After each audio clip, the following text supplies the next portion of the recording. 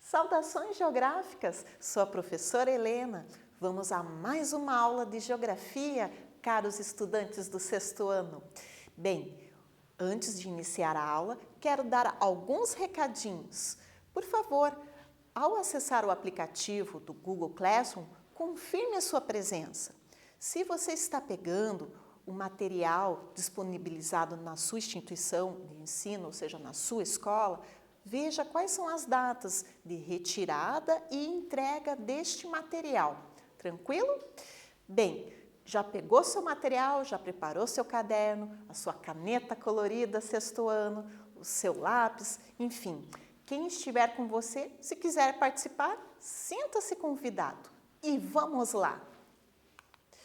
Hoje nós iremos conhecer, entender o conceito de agentes internos do relevo e também conhecer os principais agentes. Então, vamos entender o que são esses agentes internos e conhecer quais são as principais manifestações, como que eles aparecem, esses agentes internos. Bem, antes da gente já se aprofundar no conteúdo, vamos ver palavra interno, que vem de dentro. Neste caso, que vem de dentro do planeta Terra. Quais serão as forças do planeta Terra internamente que poderão originar os relevos e transformá-los? Então, vamos imaginar, são forças da natureza extremamente poderosas. Bem, antes da gente conhecer os agentes, eu quero retomar o conteúdo que a gente viu na aula anterior. Primeiro, vamos compreender o que é relevo. Vamos ver no slide. São as formas que a superfície terrestre apresenta na litosfera, havendo altitudes e características variadas. Nesta ilustração, nós temos vários exemplos de relevos. Nós temos o Planalto, que é um relevo acima de 300 metros do nível do mar. Temos a Depressão, que é um relevo mais baixo, ao redor tem relevos mais altos. Nós temos a Serra, lembram da Serra do Mar aqui no Paraná? As montanhas, o conjunto que forma a cordilheira, os vales, colina, planície. Alguns a gente estudou mais aprofundadamente, e outros não. Mas vamos conhecer então os agentes que dão estas formas. Qual é o agente que vai dar a forma para o planalto, para a planície, para as montanhas e assim por diante? Agentes internos transformadores do relevo também são chamados de agentes endógenos, ou seja, acontecem no interior para o exterior do planeta Terra. Ou seja, são forças da natureza que estão atuando nas camadas internas do planeta Terra, mas a sua força, a sua ação resultante vai aparecer na crosta, na superfície terrestre. Agentes internos ou endógenos. Os agentes internos ou endógenos atuam na formação e transformação do relevo terrestre. Os principais agentes internos são movimentos das placas tectônicas, erupções vulcânicas e terremotos. Então, vamos até rever um pouco esse conteúdo dos movimentos das placas tectônicas que vocês já estudaram em aula anterior de geografia. Vamos rever um pouco a ação do vulcanismo e do terremoto. Viu como estas forças poderosas da natureza podem transformar o nosso relevo? Preparem os seus materiais e vamos aos exercícios. Exercício 1. O que é relevo? Qual tipo de agente contribui para a criação de transformação? Esse agente, ele é interno ou é externo? Então, são duas perguntas. O que é relevo, a definição E qual tipo de agente, interno ou externo, que vai atuar na formação dos relevos terrestres? Vamos lá?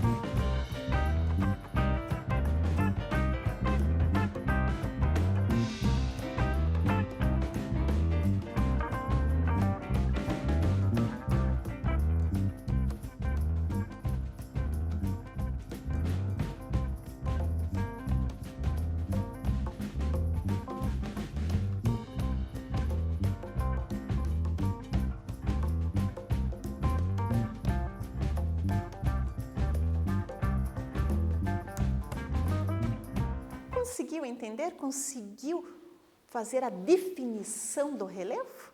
Então vamos lá. O relevo corresponde às formas da superfície terrestre, tendo origem principalmente pelos agentes internos, endógenos do planeta. Lembrando que a superfície terrestre, ela não é lisa, plana, perfeita. Não, ela é bem irregular. Tem várias formas com altitudes diferentes. Vamos ao exercício 2. Quais são os agentes internos, endógenos, formadores e transformadores do relevo do planeta Terra? Quais são, então, as 3 forças da natureza que são os formadores do relevo? Vamos lá?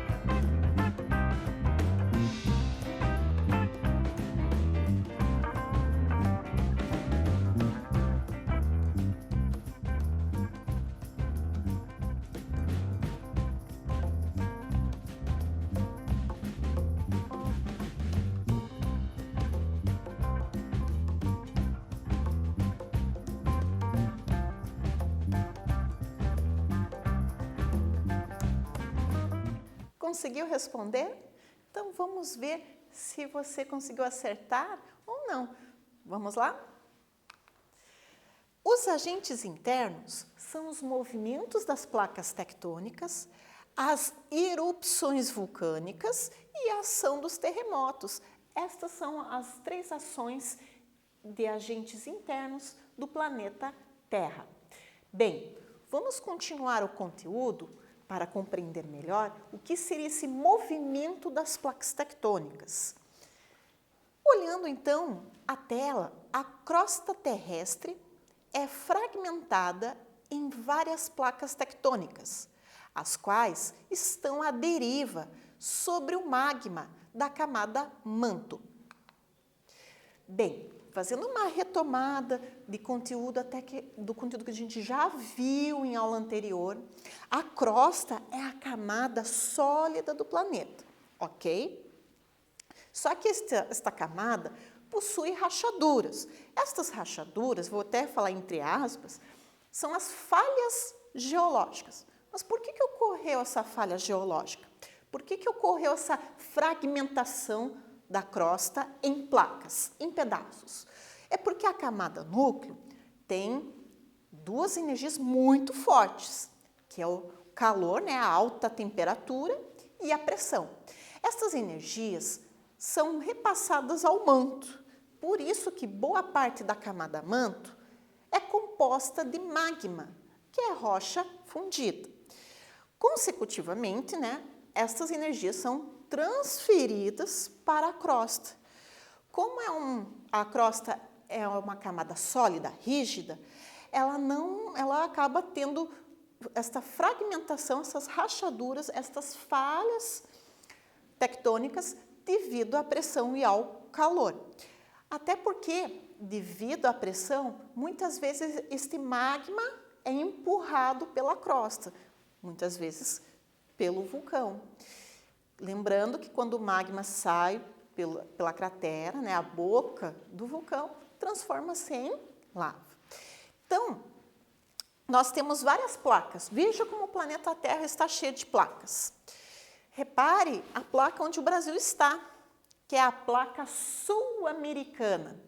Bem, estas placas estão em um movimento, só que este movimento é lento.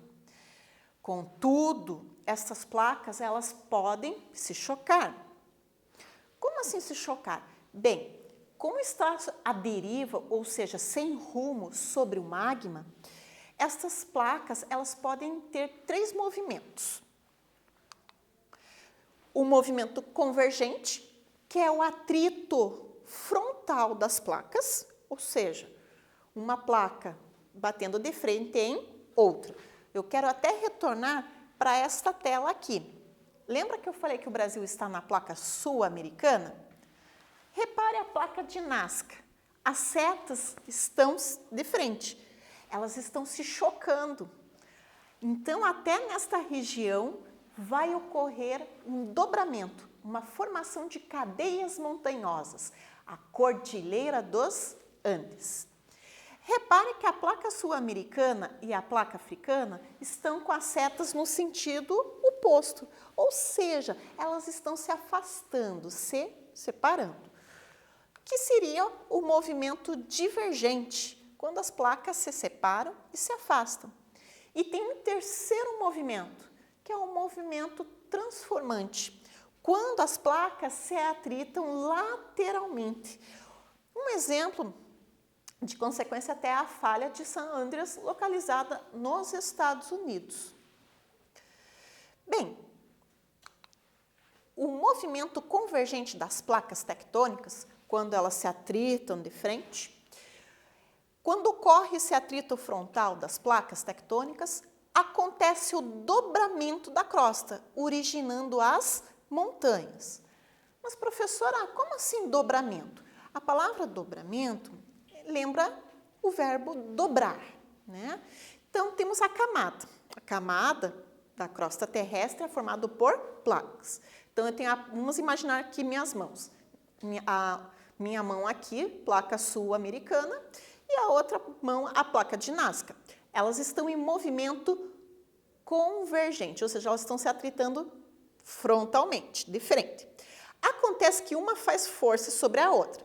Repare que quando uma faz força sobre a outra, faz com que ocorra um levantamento da crosta, dando origem às montanhas. Nesse caso da América do Sul, você vai ter o exemplo da Cordilheira dos Andes. Então, até repare a formação das montanhas. Montanhas extremamente de altitude elevada. Repare, esta foto ela foi tirada no verão. Mesmo no verão, presença de neve. Por quê? Estão com uma altura, uma altitude muito elevada, muito alta.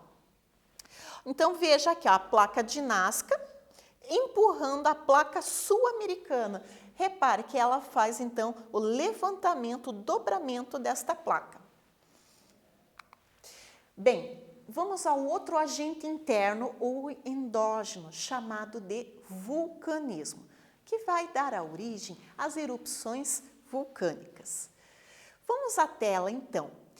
Refere-se ao processo de liberação do material proveniente do manto, fragmentos de rochas, gases, cinzas e rocha fundida, pelas rupturas existentes na crosta terrestre. Vamos ver nesta ilustração, uma ilustração bem simples, sobre a estrutura do vulcão. Então, nós temos a câmara magmática, que está entre o manto e a crosta, onde é um acúmulo do magma. Esse magma recebe a pressão que vem lá da camada núcleo, o qual levanta este magma, passa pelo canal chamado chaminé do vulcão e sai pela cratera. Quando sai esse magma, nós falamos que é lava, nesse caso, derrame de lava.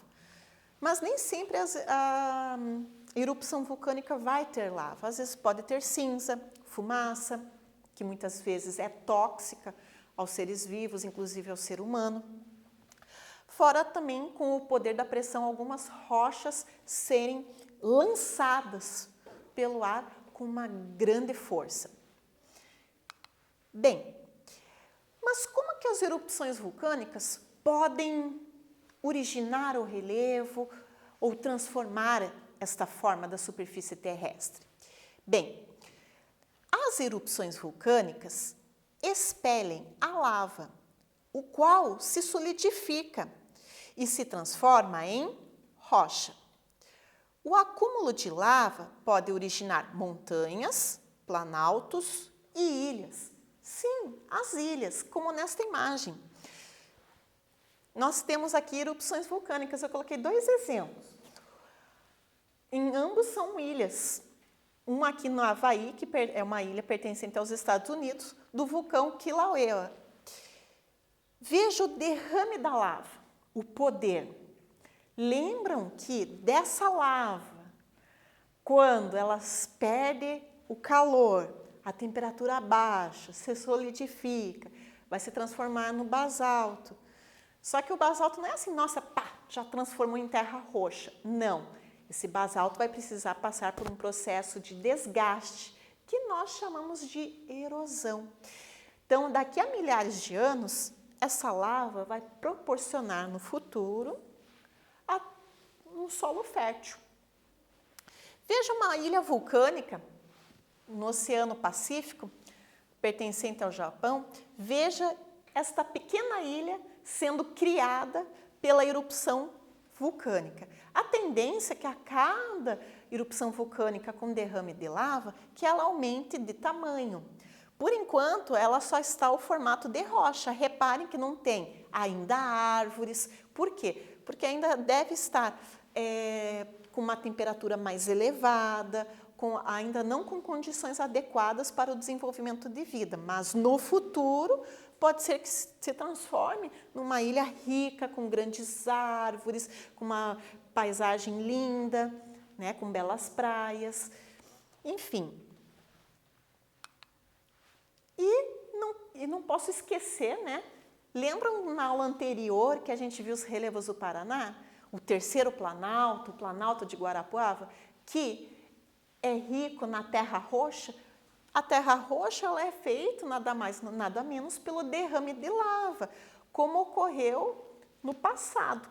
Então, veja, eu vou voltar até nesta imagem. Então, desta ação, com os milhares de anos passados, vai se resultar em um solo fértil. Bem, vamos compreender como que então os terremotos podem atuar na transformação e na alteração do relevo. Os terremotos, abalos sísmicos, ocorrem devido aos movimentos das placas tectônicas, que promovem tremores na superfície terrestre.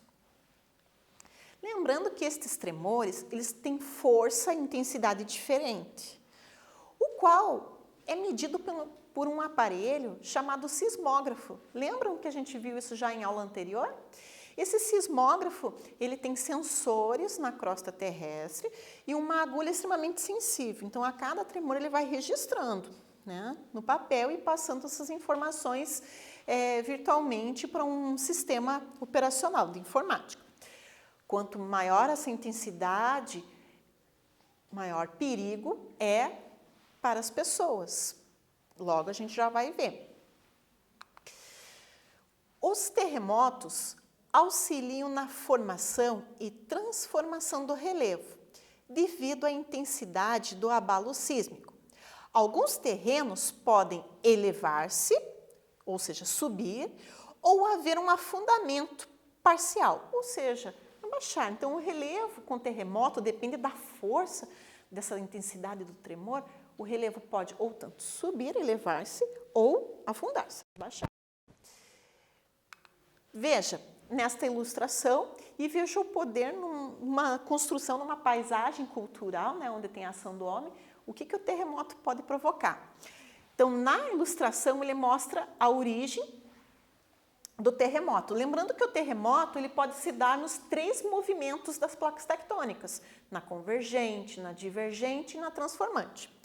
Então, aqui, ele está tendo uma movimentação das placas que gerou o terremoto, os abalos sísmicos. Esse abalo sísmico vai se propagando, vai sendo passado pela crosta até chegar na superfície. Esse aqui provavelmente foi muito forte na ilustração, né? E mostrou um afundamento do terreno. Só que, gente, se ocorre o afundamento do terreno, que tem que ter uma força da natureza grandiosa para ocorrer isso, imagine o que vai fazer então com as construções. Então, aqui nós temos um exemplo de destruição. Infelizmente, quando ocorre terremoto de grande magnitude, não ocorre apenas só a destruição das casas. Infelizmente, acaba provocando a morte, sendo fatal para muitas pessoas. Ok? Bem, preparem os seus materiais e vamos aos exercícios. Exercício 3. A Cordilheira dos Andes, aquele conjunto de montanhas lá na América do Sul, é a resultante no dobramento da crosta, devido ao atrito frontal da placa tectônica de Nazca com a sul-americana, pois ocorre o movimento, temos 3 opções, ocorre o movimento transformante, ocorre o movimento convergente ou ocorre o movimento divergente na formação da Cordilheira dos Andes. Letra A, B ou C? Vamos tentar?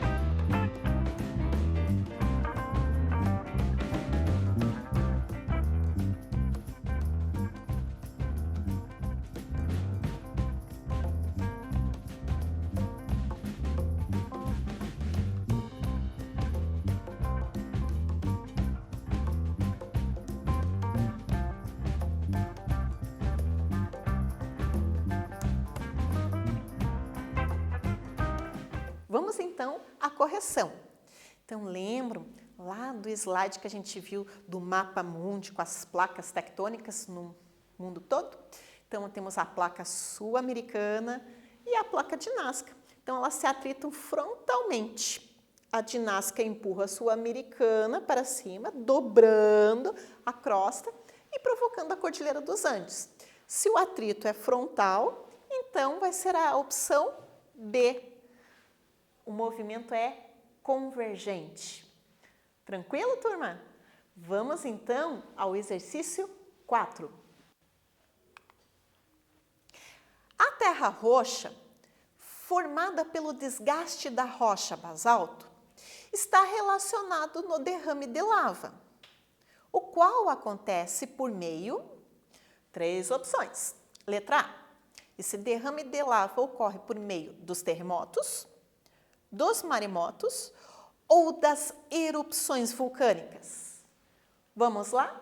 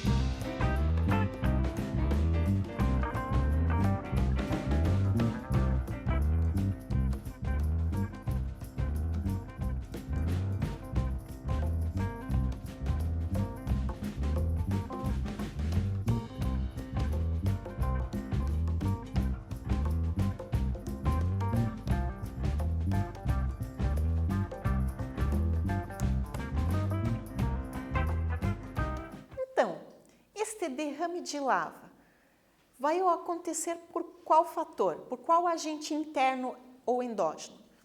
Terremoto, maremoto ou erupções vulcânicas? Se você respondeu letra C, ótimo! Continue assim. E vamos ao último exercício da aula, exercício 5. A ilustração apresenta o afundamento parcial do terreno, o qual foi ocasionado pela ação, letra A, dos terremotos, B, dos maremotos, C, do intemperismo ou letra D, erupções vulcânicas. Então, nesta questão, você vai visualizar esta ilustração deste terreno.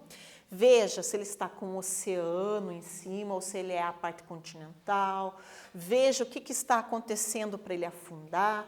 Qual ação, qual agente endógeno interno do planeta Terra que está acontecendo. Vamos lá?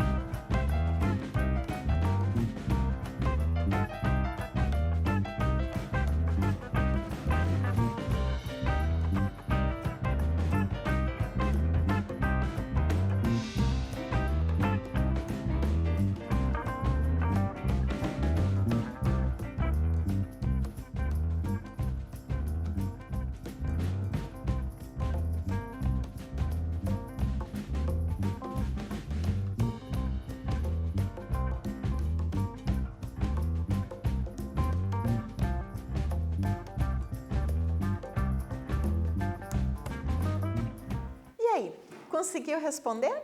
Bem, antes de ver qual a opção correta, quero novamente chamar a atenção para a ilustração. Então, vamos ver aqui, nesta ilustração, nós temos então a parte continental. Não tem oceano e não tem mar. Por isso, não é a ação do maremoto. Bem, repare que tem duas placas se chocando. Elas estão se atritando e provocando os abalos sísmicos.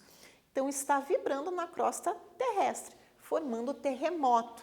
Esse terremoto provocou o afundamento.